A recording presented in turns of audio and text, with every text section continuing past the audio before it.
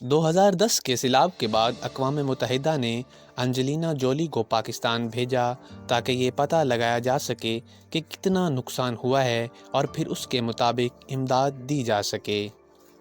Angelina Jolie نے پاکستان کے سیلاب زدہ علاقوں کا دورہ کیا اور جو رپورٹ انہوں نے اقوام متحدہ میں جمع کروائی اس سے پاکستان کی خوب جگہ سائی ہوئی۔ رپورٹ کی مختصر روداد ہم آپ کو بتائیں گے، لیکن اس سے پہلے آپ لوگوں سے گزارش ہے کہ ہمارے یوٹیوب چینل کو ضرور سبسکرائب کر لیجئے تاکہ ہماری ہر آنے والی انفارمیٹیو ویڈیو آپ تک بر وقت پہنچ سکے۔ ناظرین کرام، انجلینا جولی نے اپنی رپورٹ میں لکھا کہ ایک طرف تو سیلاب نے تباہی کی تاریخ رقم کر دی تھی، تو دوسری طرف اس وقت کے وزیر اعظم یوسف رضا گیلانی نے مجھ سے درخواست کی کہ میری فیملی آپ سے ملنا چاہتی ہے۔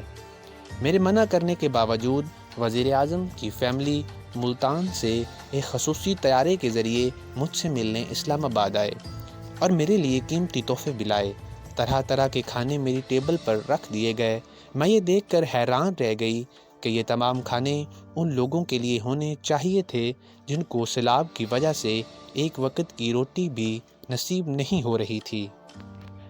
انجلینا جولی مزید لکھتی ہیں کہ میں یہ دیکھ کر اور حیران ہو گئی کہ ایک طرف تو ہزاروں لوگ بے گھر ہو چکے ہیں، تو دوسری طرف بلند و بالا سرکاری عمارتیں اور وزراء کا پروٹوکول ختم ہی نہیں ہو رہا تھا۔